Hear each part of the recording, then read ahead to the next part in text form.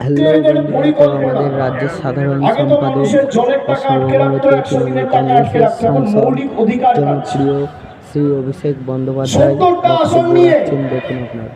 গীতা পাঠ অনুষ্ঠানে একজন চিকেন প্যাটিস বিক্রি করে বলে তাকে হামলা করছে, তার উপর জোর জবরদস্তি চড়াও হয়ে তাকে মারছে।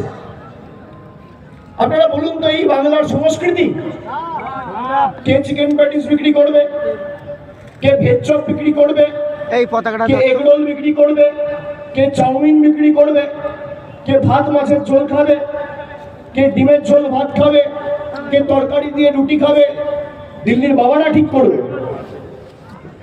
ঊনবিংশ শতাব্দীর শেষ প্রান্তে দাঁড়িয়ে স্বামী বিবেকানন্দ স্বাধীনতার পাঠ পড়িয়ে গেছিল এই দেশকে, যে আমাদের সর্বক্ষেত্রে স্বাধীনতার প্রয়োজন।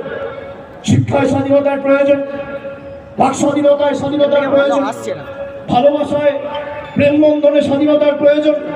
সেখানে বিজেপি তার আদর্শ, তার ভাবনাকে বৃদ্ধাঙ্গুষ্ঠ দেখিয়ে দিল্লি থেকে নিরাম দিচ্ছে কে কি করবে আর কে কি করবে।